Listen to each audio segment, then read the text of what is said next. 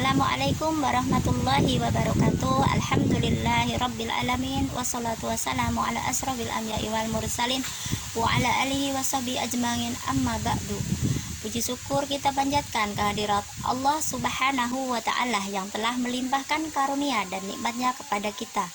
Sholawat serta salam tak lupa tercurahkan pada suri toladan baginda Rasul Muhammad Sallallahu Alaihi Wasallam yang sudah membawa kita dari zaman jahiliyah ke zaman Islamiyah.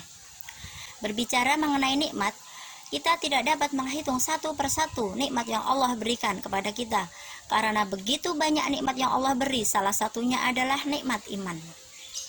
Setiap cobaan datang untuk menguji kita supaya kita menjadi pribadi yang lebih kuat dan lebih sabar. Berkaca pada kisah Nabi Yusuf alaihi salam, beliau adalah 12 bersaudara, putra dari Nabi Yakub. Yusuf paling tampan di antara saudara-saudara yang lainnya. Suatu malam Yusuf bermimpi melihat 11 bintang, matahari, bulan bersujud kepadanya. Keesokan harinya Yusuf menceritakan mimpinya kepada ayahnya. 11 bintang itu adalah saudara-saudaramu Yusuf, matahari itu ayahmu, dan bulan itu adalah ibumu. Kelak kau akan menjadi orang besar. Jangan sampai saudara-saudaramu mengetahuinya. Mereka akan mencelakakanmu, begitu kata ayahnya. Ternyata, tanpa sepengetahuan mereka, salah seorang saudaranya mendengar percakapan mereka. Sejak saat itu, saudara-saudara Yusuf semakin membenci Yusuf. Suatu ketika, saudaranya mengajak Yusuf berburu ke hutan. Sepulang dari berburu, mereka mencelakakan Yusuf. Yusuf yang saat itu masih kecil hanya bisa pasrah ketika salah seorang saudaranya melepas pakaiannya kemudian memasukkan Yusuf ke dalam sumur lalu meninggalkannya. Untuk mengelabui ayahnya, baju Yusuf dilumuri dengan darah hasil buruan mereka dan mengatakan kepada ayahnya bahwasanya Yusuf tidak selamat karena dimangsa oleh binatang buas. Sejak saat itu, ayah Yusuf bersedih, selalu menangis hingga berakibat buta. Tak seberapa lama di dalam sumur, seorang khalifah datang hendak mengambil air lalu menyelamatkan Yusuf. Lalu mereka membawa Yusuf ke Mesir. Sesampainya di Mesir, mereka menjualnya kepada Menteri Kitfir, yaitu adalah Menteri Kerajaan Mesir. Lalu Menteri Kitfir membawa pulang dan menyerahkan Yusuf kepada istrinya yang bernama Zulaiha. Yusuf pun tinggal di lingkungan istana keluarga Mesir dengan berkecukupan, tumbuh menjadi pemuda yang tampan, gagah, dan cerdas. Zulaiha lama-lama tertarik kepada ketampanan Yusuf. Mulai terpesona, disitulah ujian bermula. Akhirnya Yusuf pun dimasukkan penjara oleh Menteri Kitfir, yaitu ayah angkatnya, dikarenakan untuk menghindari terjadinya sesuatu yang tidak baik. Walaupun sebenarnya Menteri Kitfir tahu bahwasanya Yusuf itu tidak bersalah dan tidak melakukan perbuatan yang tidak menyenangkan. Di penjara Yusuf bertemu dengan pemuda bernama Nabo. Nabo adalah tahanan, yaitu tahanan yang dituduh melakukan atau meracuni Raja Mesir. Lalu suatu ketika Nabo bercerita kepada Yusuf, "Hai Yusuf, saya tadi malam bermimpi."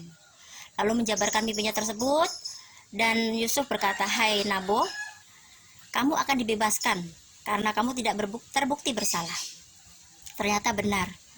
Suatu hari akhirnya Nabo pun dibebaskan dan diterima kembali di kerajaan Mesir menjadi kepala minuman di kerajaan Mesir.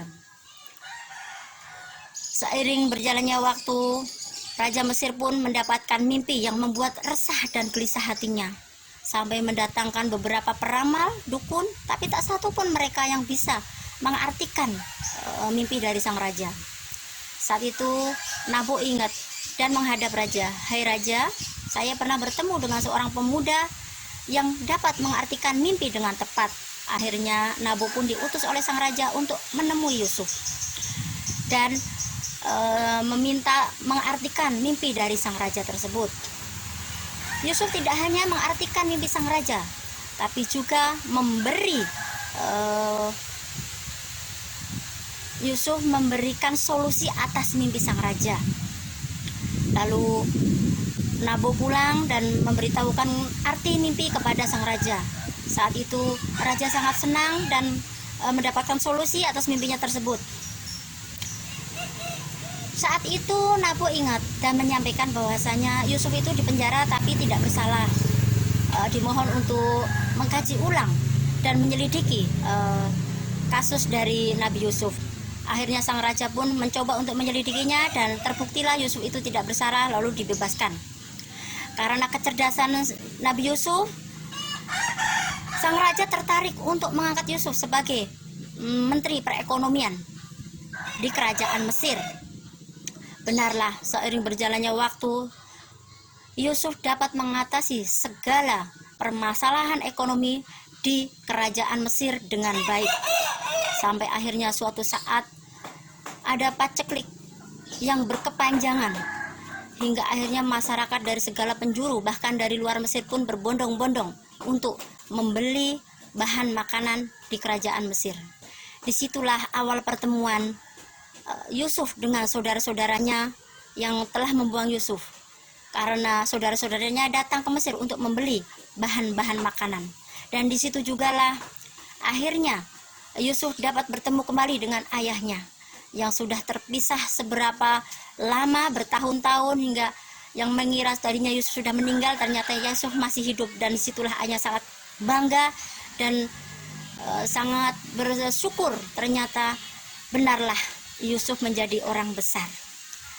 Begitulah teman-teman semua, ternyata dari semua perjalanan dari Nabi Yusuf dapat kita ambil hikmahnya bahwasanya Allah akan menguji hamba-hambanya dari mulai mungkin hal yang kecil sampai yang hal besar. Selagi kita bisa menerimanya dengan ikhlas, kita menjalaninya dengan baik, insya Allah kita akan mendapat solusinya. Sekian dari saya, akhir kalam. Wassalamualaikum warahmatullahi wabarakatuh.